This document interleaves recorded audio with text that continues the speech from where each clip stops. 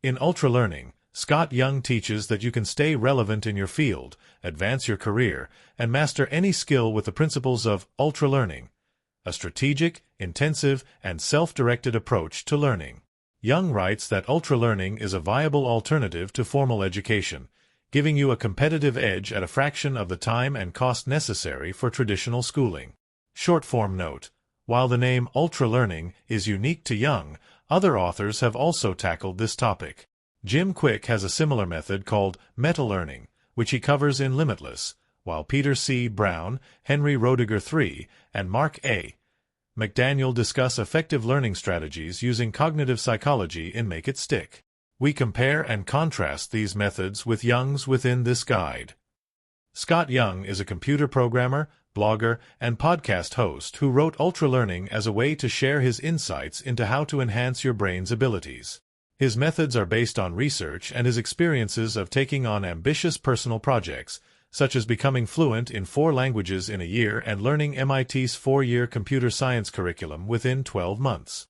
Short-form note: Young asserts that mastering new skills can help you get ahead without a formal education, but doesn't mention how to get employers to notice your skills without a formal educational background. To do this, experts recommend establishing a strong social media presence. Create a professional-looking profile, share certifications, and demonstrate your knowledge by reposting industry articles with your own insightful commentary. You should also connect with potential employers, but keep in mind that you might have better luck engaging with heads of smaller companies. Young organized his book into 9 principles, but a few of them overlap in theme, and we've thus distilled them into 7 overall principles. The principles of Ultralearning. According to Young, there are several principles critical to successful Ultralearning. We'll explore each of them in detail. Principle 1. Learn how to learn. The first principle of Ultralearning is to figure out how to learn a subject or skill, or what Young calls meta-learning. To determine this, you can ask yourself 3 questions. 1. What is my learning goal, and why have I chosen this? Young explains that your motivation will generally be either external, characterized by the desire to achieve an extrinsic result, or internal, characterized by the desire to learn something for personal enjoyment.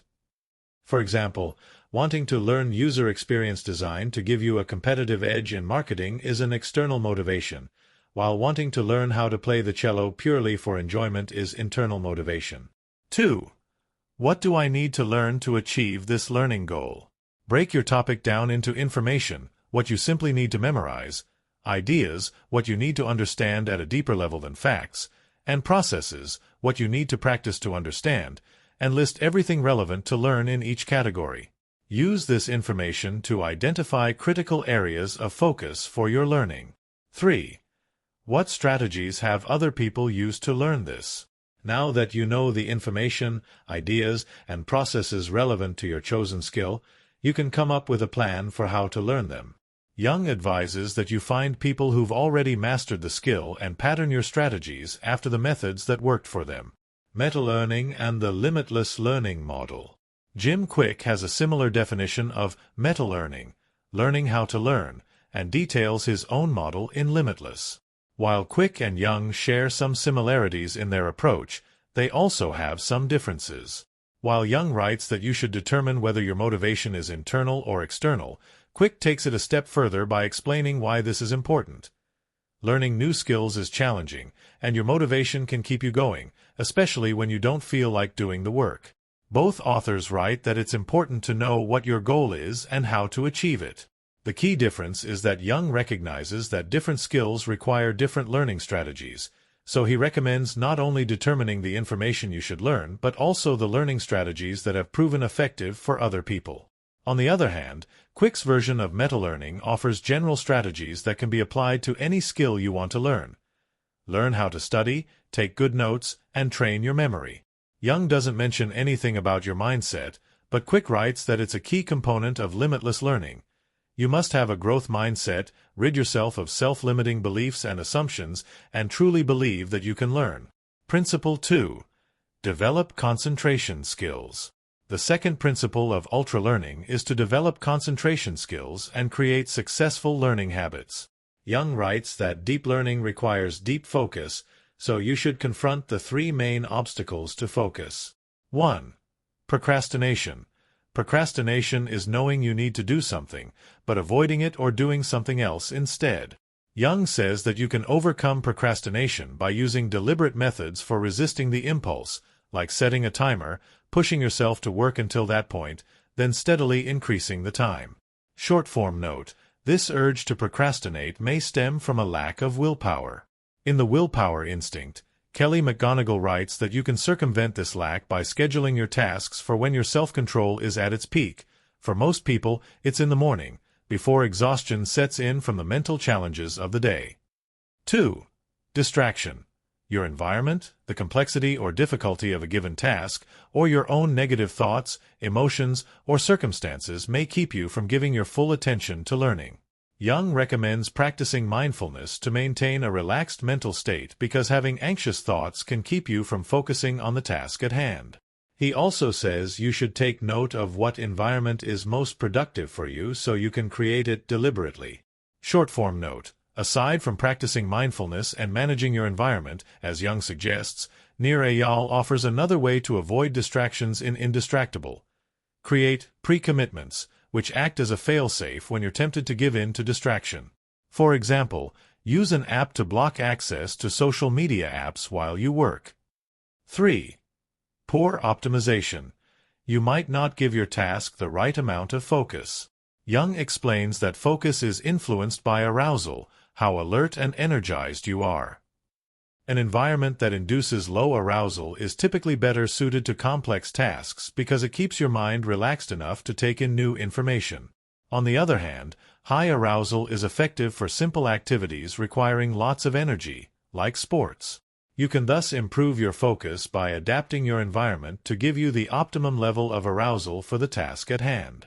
For example, if you're trying to learn complex concepts from a book, you'll have more success doing it in a quiet environment, low arousal, than a noisy one, high arousal. Short-form note: Young's assertion is based on the Yerkes-Dodson law, which states that you perform better with increased mental arousal or stress, but only up to a certain point. While some stress can help you focus, too much of it can impair performance. To reduce stress to an optimum level of arousal, experts recommend 1. Increasing your control over your work, for example, choosing to learn a relatively simple concept on high-stress days, and 2.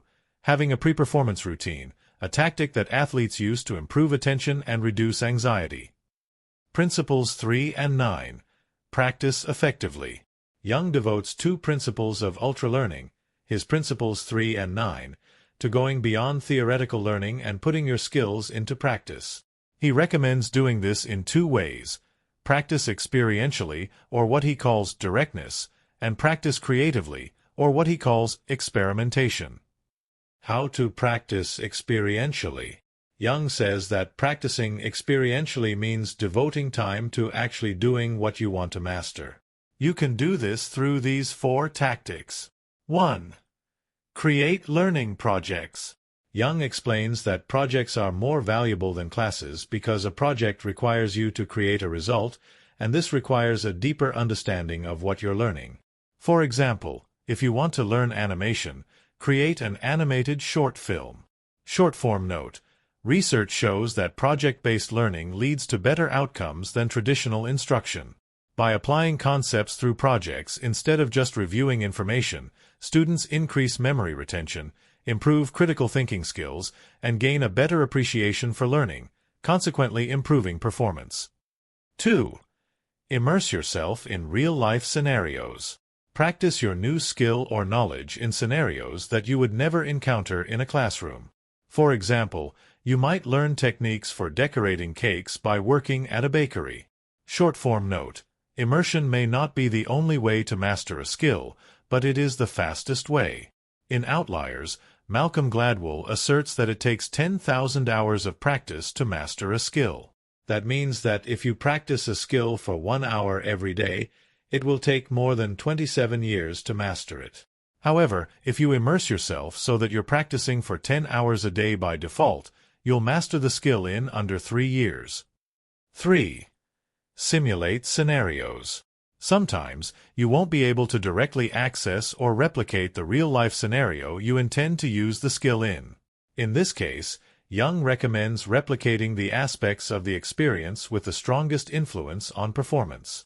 For example, if you want to learn a language but can't surround yourself with native speakers, try watching TV shows in your target language, a tactic that RM from the K-pop group BTS used to learn English. Short-form note: simulations offer many advantages, but some argue that they also have a major disadvantage. Simulations, no matter how realistic, are not the actual environment. When you know that you're performing in a safe space, you may behave differently. You might not take the exercise seriously enough or take risks that you wouldn't take in a real-life scenario. 4. Set stretch goals. Find out how you want to use what you're learning and what environment you want to use it in, then practice in an environment that will demand the highest proficiency level of the skill you're mastering. This helps you to learn at a deeper level long-term. For example, if you want to master playing an instrument, try out for your city's symphony orchestra. If you know you're going to be auditioning in front of seasoned musicians, you may push yourself harder to learn. Short-form note: setting stretch goals may force you to improve, but goals that are overly ambitious may end up making you feel intimidated or discouraged. To avoid this potential pitfall, consider starting with more realistic short-term goals. Reaching these milestones can help you build your confidence and push you to reach your big, long-term goals. How to practice creatively. Aside from practicing experientially, Young also recommends intensively practicing a skill from as many angles as possible to unlock mastery. He offers 3 methods to help you incorporate creative practice into ultralearning. 1. Replicate others. Replication gives you a place to start as you seek to broaden your understanding of a skill and helps narrow down further avenues of exploration to personalize evolving skill sets. For example, if you're an aspiring actress, make a list of the actresses you admire and practice with material from their filmography. Short-form note: experts caution that copying others, or faking it till you make it, isn't effective if you don't have the competencies to back it up. So, it's important not to use replication as your only method of ultralearning. Make sure you use it together with other principles to truly master a skill. 2. Create constraints. Constraints force you to move outside your comfort zone to learn in new ways, and this enhances your proficiency. For example, if you've reached proficiency in a new language by practicing with a bilingual tutor, add the constraint of practicing with speakers who don't speak your native language. Short-form note: research shows that constraints force you to be more innovative and focused. There are different ways you can impose constraints, such as giving yourself tight deadlines and restricting your resources. 3. Diversify your skills. Young recommends selecting an additional skill to practice that is seemingly unrelated to a skill you've already become proficient in. Proficiency in both skills can give you a competitive advantage. For example, if you're a nurse, you might take up painting, creating a niche for yourself that intersects health with the arts. Short-form note: aside from giving you a competitive advantage, learning an unrelated skill can stoke your creativity and lead to new ideas and unique connections. In Think Like a Rocket Scientist, Ozan Verrell writes that Albert Einstein used this method, called combinatory play, by combining his knowledge of science with his interest in music to yield new insights into both fields. Principle 4. Address your weak points. Young's 4th principle of ultralearning is to isolate a weakness in your learning process and concentrate intensively on it, or what he calls drilling. The aspect you isolate will be an integral component of the overall skill or subject, and in mastering it, you unblock areas of learning that are impeding progress. By addressing the most difficult aspects of the process, you reduce delays, learn to confront your weaknesses, and improve overall proficiency. For example, if you want to be a successful YouTuber, you might have developed your video editing skills. However, if you haven't learned how to speak in front of a camera in a natural, engaging way, you still might not be able to attract subscribers. Thus, your speaking ability is impeding your progress, so you should focus your learning efforts on improving that particular skill. Young advises using the previous principle: practice experientially. in tandem with this principle of focusing on a specific aspect of a skill you're learning. First, practice your skill in the context you want to apply it in. Then, identify your weak links and concentrate on improving those. Finally, practice again, integrating the improvements you've made. How to isolate your weak points. Young writes that it's important to address any bottlenecks in your learning process, but he doesn't give specific tips for isolating these weak spots. To this end, it might help to view your learning process as a system based on Donatella Meadows' tips in Thinking in Systems. Make a diagram of your learning process. Doing this allows you to see how each area of the skill you're learning connects with one another. Having a visual cue makes it easier for you to spot areas that could be causing blocks, impeding your progress in connected areas. Get feedback from reliable sources. Show your illustrated process to credible people, such as others who've mastered the skill you're trying to learn, and ask them for their input. They may be able to see barriers that you aren't seeing. Make adjustments based on what you've learned. Similar to Young's method of practicing, addressing a weakness, then practicing again, you should incorporate any helpful feedback you receive. This might mean realigning your process with your learning goals or adding a missing component. Once you've made the necessary changes, practice your skill again. Principles 5 and 7. Strengthen your memory. Young discusses techniques for enhancing your memory in two different principles, his Principles 5 and 7, which we'll discuss together here. To improve your memory, particularly your long-term memory, he recommends self-testing, excessive studying, and spacing out your learning periods. Short-form note. While Young asserts that retaining information is a crucial element of ultralearning, research suggests that forgetting may be just as important for healthy brain function. Scientists theorize that the ability to forget clears your brain of clutter, which helps you process new information more effectively. Test yourself to encode information. Young writes that, when learning new information, you should go beyond just reading or listening to a lecture and instead use self-testing. Ask yourself questions to recall the information you learned, through tactics like flashcards or free recall, writing down everything you can remember from what you just studied. The process of forcing your brain to retrieve information on its own, without the source material, helps you commit the information to memory. Short-form note. Research suggests that self-testing is more effective than other methods such as rereading material and concept mapping because the testing process clarifies what you know and don't know. When you can't recall an answer to a question, it's a clear indication that you haven't committed the information to memory yet and should thus fill that gap in your knowledge. When testing yourself, Young writes that it might be more beneficial to give yourself time between study and active recall. He cites research suggesting that this small delay makes it more difficult to recall information, giving you a mental challenge that effectively improves learning. Short-form note. One way to give yourself time between study and active recall: take a nap. This not only gives you a small delay, as Young recommends, but it may also help you remember more. Matthew Walker explains this phenomenon in Why We Sleep. During sleep, the brain moves facts from your hippocampus, your short-term memory bank, to the cortex, which stores long-term memories, enabling you to retain information. Study excessively. Research shows that overlearning something even by just a small amount results in 1 to 2 weeks of further recall.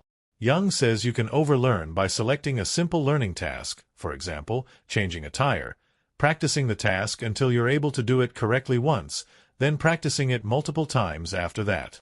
Short-form note. Overlearning is a well-acknowledged tactic in the field of psychology, but it does have its downsides. In Atomic Habits, James Clear writes that overlearned behavior can turn into mindless actions, which can then lead to stagnation. When you do something without thinking, you may no longer think about how to improve your performance. To keep improving, he suggests finding ways to increase the degree of difficulty of the task as you repeat it. For example, once you've mastered changing a tire, try making it more challenging by changing it in various scenarios, such as in the rain or at night. Allow significant time gaps between learning periods. Young recommends spaced repetition, multiple learning periods spread out over time, because taking a break before revisiting what you've learned better supports long-term memory retention. For example, if you want to learn how to play a song on a guitar, It's better to devote an hour to the task every couple of days than to learn the whole song in one go. Once you've reached proficiency and no longer have to practice intensively, Young recommends practicing semi-regularly to refresh your memory. Short-form note. Young suggests that through his techniques of ultralearning, you can master new skills in a short period of time. However, some argue that achieving mastery with spaced repetition like he recommends here requires the same amount of time and effort as it would with traditional schooling. In short, there may not be any shortcuts to sustained mastery. Principle 6. Pursue and filter feedback. Young's sixth principle of ultralearning is to aggressively pursue feedback and then filter it to take in what's most useful. Feedback builds on the previous principle of self-testing. While testing yourself is a highly effective way to learn new information, feedback gives you the opportunity to find out if what you've learned and how you're applying it is correct. Young says you should seek out feedback by putting yourself in real-world situations where others will tell you what you need to work on. For example, if you're learning how to write fiction, you might submit your work to an online writing community for critiquing. How to be more receptive to feedback. While Young writes that feedback allows you to correct what you're doing wrong, he doesn't discuss the fact that many people avoid feedback because it can be uncomfortable to hear. In Principles, Ray Dalio writes that this discomfort comes from your ego or your underlying desire to be seen as capable. Experiences that threaten your ego, such as receiving feedback that points out your weaknesses, can cause you pain. To become more receptive to feedback, Dalio writes that you should change your mindset. Be happy instead of ashamed when someone points out your errors because it gives you an opportunity to get better. Learn to bear and reflect on the pain that comes from other people's comments and use it to move forward. Young writes that the least valuable type of feedback is feedback that appeals to your ego. Praise can make you feel good, but it may not be a constructive assessment of your skills. On the other hand, negative feedback can feel discouraging and impede learning. The most valuable type of feedback is corrective feedback, which tells you what you're doing wrong and how to fix it. How to ask for corrective feedback. Young doesn't give specific tips for asking for corrective feedback. To get specific, actionable comments instead of vague feedback, Jack Canfield recommends asking 2 questions in the Success Principles. 1. In what ways do you see me holding myself back? Canfield says that people who know you well can help expose your blind spots, pointing out habits or behaviors that may be holding you back from progress. You can also consult people who've mastered the skill you're learning, because they'll likely have a better sense of the areas you need to work on. 2. On a scale of 1 to 10, how would you rate blank? Ask others to evaluate different aspects of the skill you're working on. For example, if you're aiming to become a good public speaker, ask a practice audience to rate you on your voice, pace, and body language. Principle 7. Seek a deep understanding of ideas. The 7th principle of ultralearning is to seek a deep, detailed understanding of ideas and principles, what Young calls intuition. Young asserts that having a deep knowledge gives you a solid foundation. This enables you to build on that knowledge so that you're able to understand more complex ideas related to your target skill, ultimately leading to true mastery. For example, you must have a deep understanding of algebra before you can master calculus. Short-form note. Having this deep knowledge can be likened to principles-first thinking, which Ozan Varol describes in Think Like a Rocket Scientist.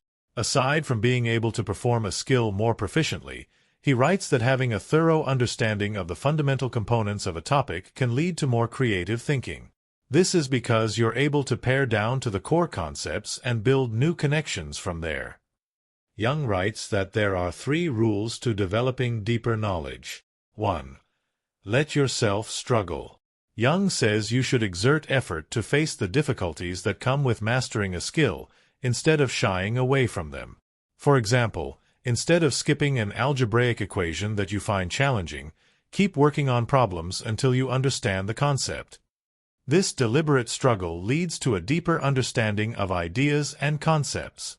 Young says you can encourage this by setting a timer for 10 to 15 minutes and pushing yourself to work on a difficult problem at least until the timer goes off. Short-form note. Getting stuck on a problem can be discouraging, so Ryan Holiday recommends breaking down intimidating problems into more manageable steps. In The Obstacle is the Way, he writes that you should focus on what you have to do now, going step by step, instead of thinking about the end goal. 2. Challenge your understanding. Young says that when you think you understand something more than you actually do, you keep yourself from learning. You should frequently question yourself to avoid the cognitive bias which leads you to overestimate your knowledge. Always ask, do I understand this well enough to explain how it works? Short-form note. To check if you understand something correctly, Ray Dalio suggests that you seek out smart people and listen to what they have to say. In Principles, he writes that you should recognize that you have blind spots and should thus be open-minded enough to accept the possibility that others might know something better than you do. 3. Use concrete examples. The human brain understands abstract information better when it's connected to concrete examples. Additionally, when you personalize those concrete examples, you retain information at a deeper level. Short-form note. Barbara Oakley and Terence Sinowski explain why using personalized concrete examples can help you gain a deeper understanding of a subject.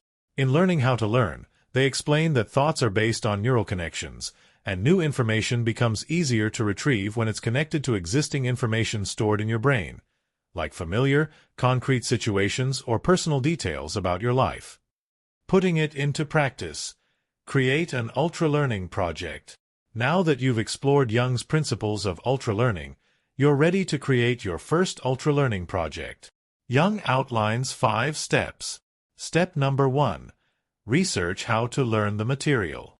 Conduct research on the best way to learn the material. By the time research concludes, Young says you should know what you want to learn and why, the materials you'll need, your learning benchmarks based on what others have done before, and ways you'll practice what you've learned. How to choose a skill to learn. If you're having a difficult time deciding what to learn, particularly if your goal is to get ahead in your career, experts recommend asking yourself 3 questions. What skills can help my organization? Identify the areas that have an impact on your company's growth and figure out what you can do to contribute to those areas. For example, if your company's social media presence is underutilized, you can learn social media management. What am I good at? Compare the list of areas that you've identified with your strengths. Look for overlaps and narrow your choices down to those skills. What do I want to learn? Determine which skill gets you excited or which will give you the greatest personal benefit. Step number 2. Create your schedule. Think about the amount of time you're willing to devote to the project and plan accordingly. A schedule can help you manage your pace so you don't feel pressure to learn too quickly or frustrated with scheduling conflicts down the line. Short-form note. To carve out time for learning when you already have a packed schedule, consider Stephen Covey's tip in First Things First. Classify all of your tasks into 4 zones: significant and pressing, significant but not pressing, pressing but not significant, and neither significant nor pressing. Prioritize the tasks that are significant but not pressing, such as learning, because these are the ones that help you reach your goals. Then, limit the time you spend on other tasks that aren't significant. Step number 3. Start learning. Review the key points of each ultralearning principle and determine whether you've maximized your use of it. With meta-learning, for example, you might ask, have I completed enough research to determine the best ways to learn this skill or topic? Is there anyone I can get new insights from? Make modifications wherever necessary and possible. Short-form note. At this point, experts recommend considering whether you've chosen the optimal learning style. You may have mapped out a learning plan based on your perceived abilities. For example, your primary method of learning might be to listen to lectures because you're an auditory learner. However, the authors of Make It Stick argue that it's more important to match the style of instruction to the subject of the lesson, rather than your preferences. Step number 4. Analyze your progress. After you complete your project, Young says you should identify areas of success as well as areas that need improvement. For successful projects, repeat the things that worked, and for weak projects, identify where and how to improve. Short-form note. The authors of Make It Stick caution that evaluating your own performance can inhibit your progress because people are generally poor judges of their own abilities. To get a more accurate view of your progress, you should learn alongside others, whether they're seasoned veterans, fellow professionals, or students learning the same skill. Step number 5. Create a plan for long-term retention. Much of what we learn decays with time, so determine your plan of action for remembering information right after you reach the learning goal. To help you retain what you've learned, Young recommends finding a way to incorporate it into your day-to-day life, taking a class to refresh your memory, or immediately beginning a new learning project that supplements your original learning goals. Short-form note: another way to retain what you've learned is to teach it to another person. One study shows that students who taught others what they learned remembered more than those who didn't teach the material.